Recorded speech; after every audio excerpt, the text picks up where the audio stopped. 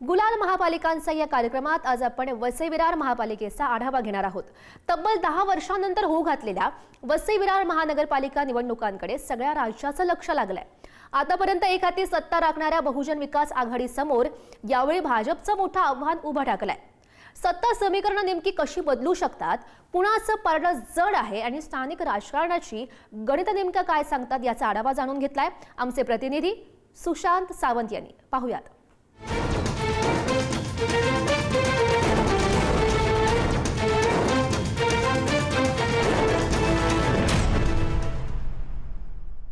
वसई विरार मुंबईपासून 63 किलोमीटर अंतरावर वसलेलं हे शहर, केळ्यांच्या बागासाठी प्रसिद्ध असलेले हे शहर आता राजकीय दृष्ट्या देखील तितकंच प्रसिद्ध होत आहे।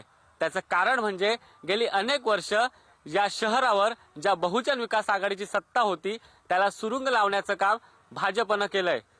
2009 साली या महानगरपालिकेची स्थापना झाली, तेव्हापासून बहुजन विकास आघाडीनं एक हाती सत्ता या शहरावर मिळवली। 2017 साली जेव्हा महानगरपालिकेच्या निवडणुका झाल्या तेव्हा बहुजन विकास आघाडीनं 108 नगरसेवक निवडून आणले, तर शिवसेनेला फक्त 5 नगरसेवक जिंकता आले आणि भाजपच्या वाट्याला फक्त 1 नगरसेवक आला।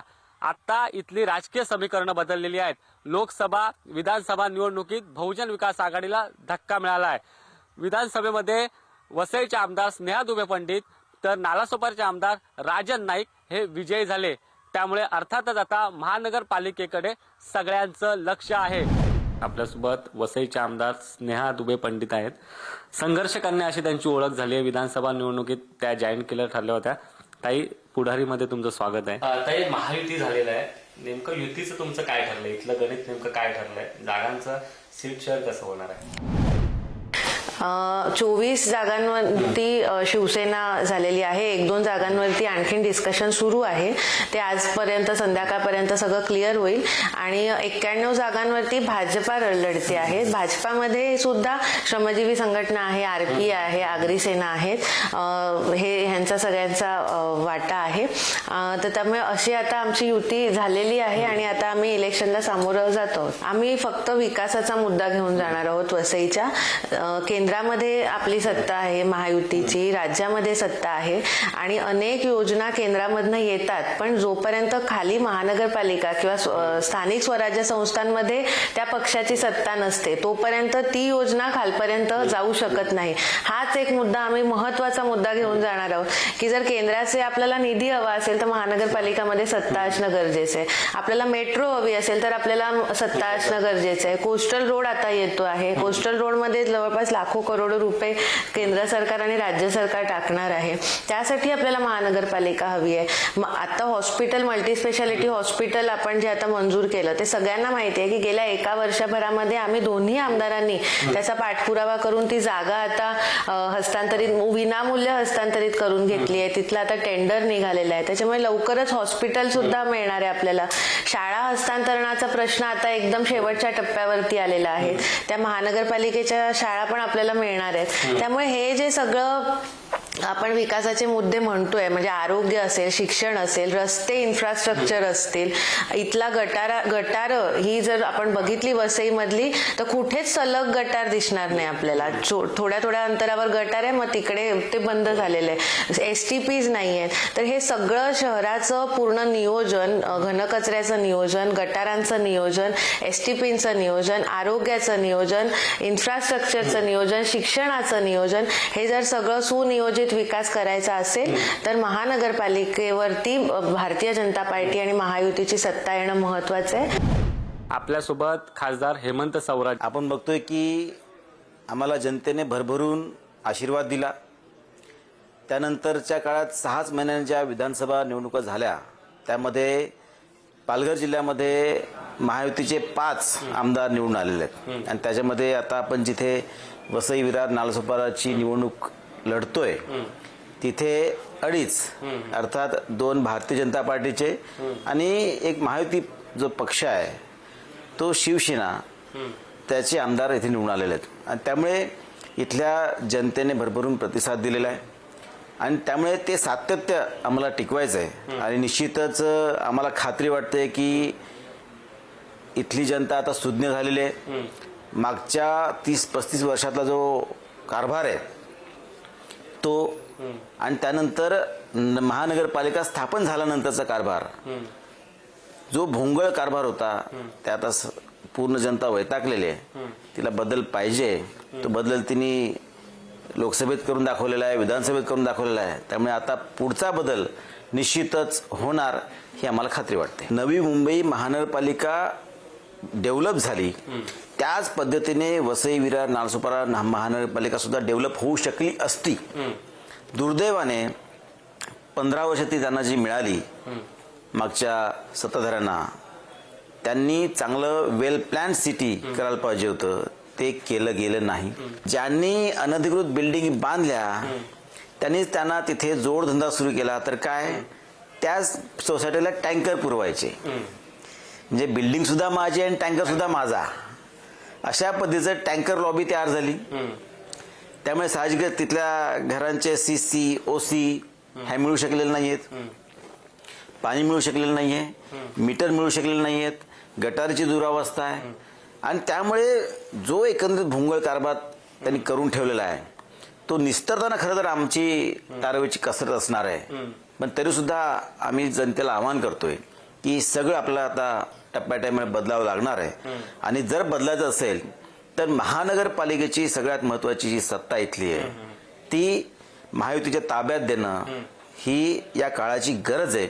आणि त्यामुळे विकासाच्याच मुद्द्यावर आम्ही जाऊन पूर्ण जनतेसमोर मतं मागणार आहोत. वसई विरार महानगरपालिकेत भाजपला रोखण्यासाठी बहुजन विकास आघाडीनं कंबर कसलेली असतानाच आता ठाकरे गट देखील स्वबळावर या निवडणुकीत लढणार आहे. आपल्यासोबत ठाकरे गटाचे नेते जनार्दन पाटील सर आहेत.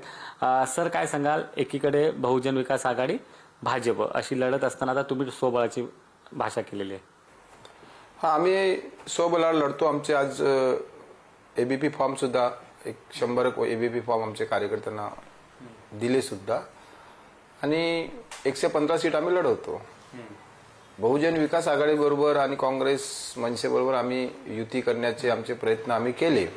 प्रयत्न सफल नाही झाले. त्यानंतर आम्ही स्वबळावरची तयारी केलेली आहे. आणि आज आम्ही आमचे 100 लोकांना आज ABP फॉर्म दिलेले आहे.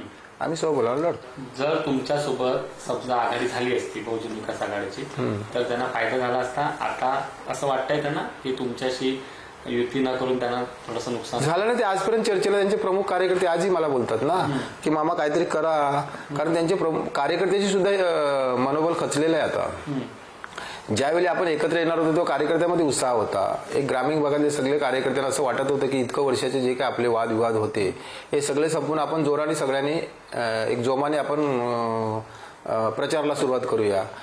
माझं एवढंच मत आहे. मी काय सांगतो तुम्हाला, लक्ष्मी त्यांच्या दारात होती, त्यांना घेता आली नाही. म्हणजे 2 विषय असतात. एक समजदार माणसाने, माझ्या अंदाजाने तरी असा विषय असते, एक अवदसा आणि एक लक्ष्मी असते. दोन्ही समोर उभे असतात. समजदार माणसाने लक्ष्मी घ्यायची का अवदसा घ्यायची ती त्याच्यावरती आहे. आता लक्ष्मी होती, त्यांना घेता आली नाही. वसई विरार महानगरपालिका निवडणुकीची रणधुमाळी सुरू झालेली आहे. अर्थात या ठिकाणी गेली अनेक वर्ष बहुजन विकास आघाडीची महानगरपालिकेत सत्ता आहे. यावर्षी बहुजन विकास आघाडीला आव्हान असणार आहे ते राज्यात आणि देशात नंबर 1 असं ओळख निर्माण झाली. नंबर 1 पक्ष असलेला भाजपचे. अर्थात आपल्यासोबत वसई विरार महानगरपालिकेचे आणि बहुजन विकास आघाडीचे नेते आहेत. सर, काय सांगाल? यावेळी खऱ्या गेली अनेक वर्ष तुमची सत्ता आहे, यावेळी भाजपचं आव्हान असणार आहे, कसं बघताय या आव्हानाकडे? मला वाटते आव्हान हे मीडियामध्ये तयार केलं गेलेलं आहे. आव्हान वगैरे काही नाही. 109 आमचे नगरसेवक आहेत 115 पैकी. आणि गेल्या विधानसभेची देखील गणितं बघितली मतांची तर आम्ही जवळपास आहोत, कुठेही मागे नाहीत. फक्त मतविभाजनाचा किंवा बोगस मतं जी आहे, भेसळ करण्याची जी पद्धत आहे त्या पद्धतीमुळे हे थोडंसं कुठेतरी गणित मागे पुढे झालेलं. परंतु आताही तुम्ही बघितलात का शासनाने सांगितलं आहे 53,000 दुबार मतदार आहेत, परंतु आम्ही काढल्यात ते 80,000च्या वरती आहेत. म्हणजे प्रत्येक प्रभागामध्ये 2 ते 3 हजार अशी दुबार मतं आहेत. आणि त्यांना ऑप्शन दिलेलं आहे का तुमच्या आवडीच्या मतदान केंद्रामध्ये मतदान करा. हे एकदम कायद्याने देखील चुकीचं आहे. परंतु हे सगळे त्यांच्या पळवाटा जे आहेत, हे भेसळ करण्याचे जे प्रकार आहेत तर ते आम्ही चारी बाजूनी बंद केलेले आहेत. त्यामुळे त्यांच्या पायाखालची वाळू घसरलेली आहे. त्यामुळे एन केन प्रकारे एक तर युती होऊ नये आमची कोणाबरोबर, समविचारी पक्षाबरोबर, म्हणून त्यांच्या पद्धतीने सगळे प्रयत्न ते करतायत. परंतु कितीही त्यांनी काही केलं तरी सुद्धा समविचारी पक्ष एकत्र येणार आणि 115 पैकी 115 सीट ह्या निवडून येणार बहुजन विकास आघाडी आणि त्यांचे जे सहयोगी पक्ष आहेत त्यांचे. गेल्या 1 वर्षामध्ये बराचसा भ्रमनिरास झालेला आहे आणि गेले 35 वर्ष विधान परिषदेचे असतील किंवा राज्यसभेचे असतील किंवा खासदार असतील किंवा पालकमंत्री असतील किंवा सर्वात महत्त्वाचं की MMRDA या विभागासाठी नेमलेली आहे 76 पासून आणि त्याचे अध्यक्ष हे मुख्यमंत्री असतात. परंतु या विभागासाठी किंवा या संपूर्ण मुंबईच्या बाजूच्या परिसरासाठी या लोकांनी अजिबात काहीही केलेलं नाही. त्यामुळे मुंबई शहराच्या आजूबाजूला जेवढी शहरं आहेत तिकडे बकाल स्थिती निर्माण झाली. त्यातल्या त्यात वसई विरारमध्ये आम्ही थांबवण्याचा प्रयत्न केला, थोपवण्याचा प्रयत्न केलेला आहे. तुम्ही बघितलं बजेट, एक तर आमची महापालिका ही नुकतीच झालेली महापालिका आहे आणि आमचं क्षेत्र हे मुंबईच्या क्षेत्रफळा एवढंच आहे आणि मुंबईचं बजेट 50,000 कोटीच्या वरती आहे आणि आमचं इनमीन 2-3 हजाराच्या आसपासच आहे. त्यामुळे अर्धा खर्च तर प्रशासकीय कामावरच जातो. तरी देखील आम्ही महत्त्वाच्या ज्या गोष्टी आहेत, पाणी आहे, परिवहन आहे, रस्ते आहेत, डम्पिंग ग्राउंड आहे आणि पुढील 50 वर्षामध्ये पाण्याची कमतरता राहणार नाही अशी देखील सोय करून ठेवलेली आहे. तर अशा अनेक गोष्टी आम्ही केलेल्या आहेत आणि त्यामुळे जनतेला आमच्यावर विश्वास आहे की लोकनेते हितेंद्र ठाकूर ज्यावेळी 90ला निवडून आले तेव्हा पाणी किती होतं, रस्ते काय होतं, संपूर्ण परिसरामध्ये काय काय होतं आणि या 35 वर्षामध्ये मोठ्या प्रमाणामध्ये पाणी असेल किंवा अन्य सुविधा असतील या मुंबईच्या तुलनेने जरी कमी वाटत असल्या तरी अन्य ज्या या विरोधी पक्षांच्या ज्या नगरपालिका आहेत किंवा महापालिका आहेत त्यांच्यापेक्षा फार उजवं काम ही वसई विरार महापालिकेने केलेलं आहे. पालिका निवडणुकांची रणधुमाळी सुरू आहे. अर्थात सगळ्या 29 महानगरपालिकांसाठी निवडणुका होत आहेत. राजकीय चर्चा सर्वाधिक रंगतात त्या कुठे, एकतर चहाची टपरी आणि दुसरं म्हटलं तर सलून. मी आता वसई विरार महानगरपालिकेत आहे. या ठिकाणी एक सलून आहे, त्या ठिकाणी मी आलेलो आहे. आपण बघितलं असाल तर नेहमी राजकीय चर्चा म्हणजे देशाच्या राजकारणावर असेल, महाराष्ट्राच्या राजकारणावर विशेषतः बोललं जातं. हे प्रामुख्याने सलूनमध्ये विविध राजकीय चर्चा होत असतात. मी आता सलूनमध्ये आपण काही लोकांशी बोलणार आहोत. काय सांगाल, सध्या निवडणुकांची धामधूम सुरू आहे, वसई विरार महानगरपालिका निवडणूक देखील होते, काय नेमकं इथे चित्र दिसतंय? चित्र देखने जाएंगे तो भाजपा का ही दिख रहा है.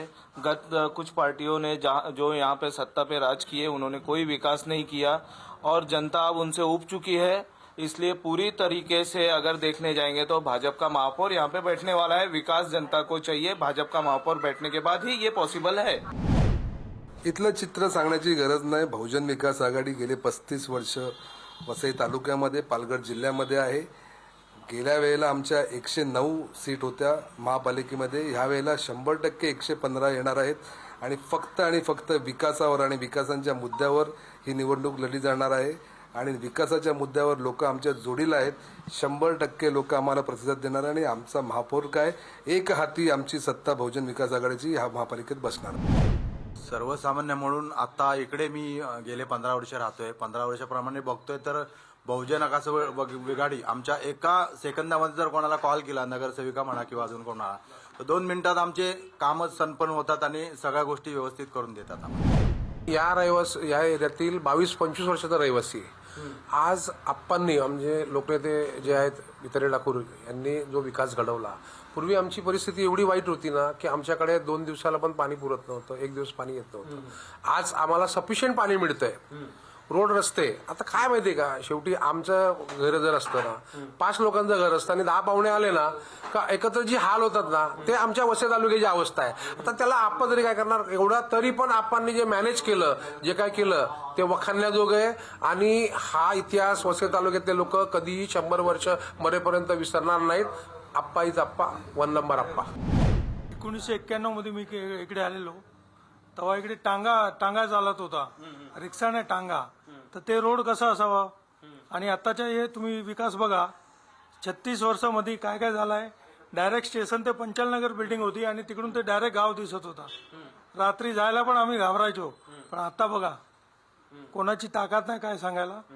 हे काय बोंबलतात फुकटचे, मोदीच्या नावावरतीच बोंबलतात लोक बाकी डायरेक्ट सत्ता यांची यायची गरज नाही, होणारच नाही. मच्छीमारीच्या नेमक्या काय तुम्हाला समस्या आहेत आणि आता काय व्हावं असं वाटतं? मच्छीमारीच्या तशा भरपूर समस्या आहेत. भरपूर म्हणजे आता कमी पडतील असं टाईम कमी पडेल. तर मच्छीमारी कसं इकडे आम्हाला बर्फाचा शॉर्टेज आहे. बर्फाचा रस्त्यावरती अतिक्रमण आहे. 2-2 मोठी मार्केट आहेत. ते मार्केट असल्यामुळे तुम्ही बघितलं आता ट्रॅफिक येत होते म्हणून ते रस्ते अरुंद झाले पाहिजे ही आमची मागणी आहे. हा. तसं काम चालू आहे ताईच्या आणि आपल्या सावरा साहेबांच्या ह्याच्याने काम चालू आहे. आणि आम्ही बर्फाची जे आपल्या समस्या आहे म्हणजे कारखाना पाहिजे आम्हाला, बरंचसं आम्हाला शॉर्टेज पडतो. त्याचे पण निवेदन आम्ही ताईंकडे दिलं आहे. पहिली गोष्ट म्हणजे बर्फ पुरवठा कमी असतो. मच्छीमारी लोकांच्या समस्या भरपूर आहेत. बर्फाचा पुरवठा योग्य व्हावा म्हणून आम्ही नवीन आईस फॅक्टरीची मागणी केलेली आहे. ते सावरासाहेब आणि आमच्या माननीय जे आमदार ताई आहेत स्नेहताई त्यांनी ते करायचं मान्य केलेलं आहे आणि त्या वेळोवेळी आम्हाला सहकार्य करतात. गावाचा विकास व्हायला पाहिजे.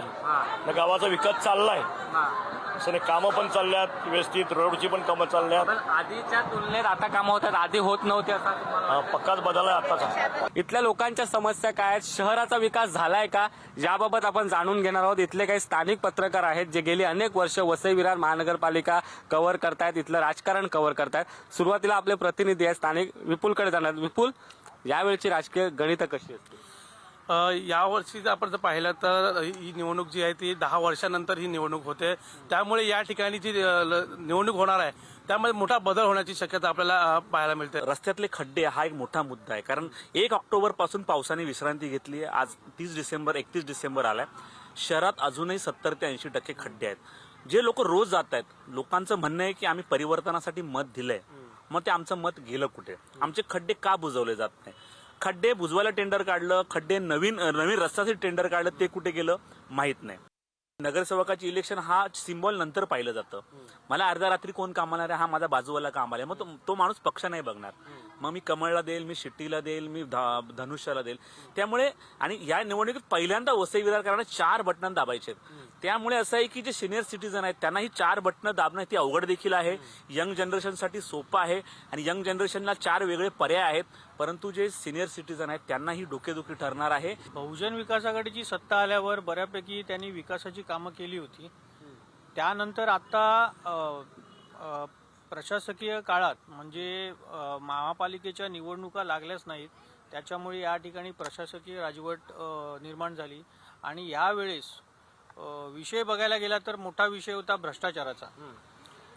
तो पूर्ण देशभर गाजला की या ठिकाणी कसा भ्रष्टाचार झाला आणि त्या भ्रष्टाचारामुळे किती परिणाम झाला. त्याच्यामुळे आता तो विषय सुद्धा आता चघळला जाणार. दुसरी गोष्ट म्हणायला गेलं तर विकासाची कामं, आता नलावडेजी म्हणाले विकासाची कामं, विकासाच्या कामांचं आश्वासन दिलं गेलंय. म्हणजे आता उड्डाणपूल होणार किंवा रस्ते नवे तयार होणार, सगळी आश्वासनं दिली जातात आणि त्याच्यावरून श्रेयवादाची लढाई सुरू झाली आहे. कारण अगोदरच्या सत्ताधाऱ्यांनी सुद्धा सरकारकडे असे प्रस्ताव पाठवले होते. आताचे सरकार हे सध्या अस्तित्वात असलेले जे आमदार आहेत त्यांचं स्वतःचं आहे. त्याच्यामुळे ते ही कामं करून घेण्यासाठी मुख्यमंत्री असतील किंवा उपमुख्यमंत्री असतील यांच्या दरबारी जात आहेत आणि ती कामं करून घेण्याचा प्रयत्न करत आहेत. त्यामुळे आता हे श्रेय नक्की कोणाचं हे आता इलेक्शनमध्ये यावर आरोप प्रत्यारोप होणारच आहेत. पण निर्णायक ठरणार आहे तो मतदार. कारण मतदाराचं कल कोणाकडे असणार, कारण वर्षभरात झालेली कामं असतील किंवा ज्या समस्या आहेत त्या समस्या सोडवण्याचं काम केलं गेलंय का याच्यावर आता पुढील भवितव्य ठरणार आहे. वसई विरारची मेन समस्या ती रस्ते आहेत. जर समजा तुम्हाला आणखी बहुतेक लोकांना इकडे बाय रोड समजा मुंबईला जर बोरिवली जायचं असेल तर नुसता ते बोरिवली आपल्या इकडपासून 34 किलोमीटर आहे, 34 किलोमीटर आहे. आणि ते बोरिवली जायला आम्हाला कमीत कमी 3 ते 4 तास लागत आहेत. इकडे अनेक मोठमोठे नेते येतात, मुख्यमंत्री येतात किंवा डेप्युटी सीएम येतात, सर्व येतात. पण कधीही हे सीएम किंवा इकडचे जे मोठे नेते आहेत ते का त्याच्यावरती म्हणजे बोलत नाहीये. सत्ता परिवर्तन चेंज झाली आहे परंतु जी लोकांची जी समस्या आहे ती कायम आहेत. इकडे तुम्ही रस्ते बघा, आता तुम्ही समोरच्या वेस्टला जावा, म्हणजे ते रस्ते तसेच आहेत. याच्यावरती कधी काय म्हणजे कधी तोडगा करणार, कधी म्हणजे सुधारणार. नुसता एक खोटे आश्वासने देतात. आज तुम्ही बघितलं असेल तर अनेक हे लोक पॉलिटिशियन लोक म्हणजे पक्ष प्रवेश करतात, म्हणजे चेहरे तेच आहेत ना. आणि मोठे मोठे ठेकेदार आहेत ते ब्लॅक लिस्टेड आहेत. आणि त्यांच्यावरती काय म्हणजे हे नेते काय बोलत नाही. जितनी भी योजनाएं बताई जा रही है जमीनी स्तर पर वो सारी योजनाएं पहले से ही लागू थी, सिर्फ उसका इम्प्लीमेंटेशन किया जा रहा है. बाकी नई योजनाएं हमें नहीं लगता है कि कोई नई योजना यहाँ पर अभी तक आई है करके. बीजेपी ने आज की तारीख के अंदर भी जो महानगर पालिका इलेक्शन आ रहा है उसके अंदर भी बीजेपी का एक टारगेट क्या है, महिला और युवाओं का. उन्होंने महिला और युवाओं को अपना एक वोट बैंक बनाया है और उन्होंने साइकोलॉजिकल इतना उनको मैनिपुलेट किया हुआ है सोशल मीडिया के अंदर कि आपको बोलने की जरूरत ही नहीं है. वो डायरेक्ट उनको प्रचार करने की जरूरत ही नहीं है. आज कैलेंडर बांटा जा रहा है, घर घर में बांटा जा रहा है. कैलेंडर के अंदर आप देखोगे आप तो पूरा जो विकास है वो विकास जो है वो पूरा जो 32 सालों में जो चल रहा था वही विकास उन्होंने इसमें प्रिंट किया हुआ है. तो नया विकास कहाँ है. तर सध्या तरी आपण पत्रकारांशी जाणून घेतले नेमक्या इथल्या लोकांच्या समस्या काय, नेमके इथले मुद्दे काय याची सविस्तर माहिती त्यांनी आपल्याला दिली. कॅमेरा पर्सन स्नेहल सह सुशांत सावंत, पुढारी न्यूज, वसई.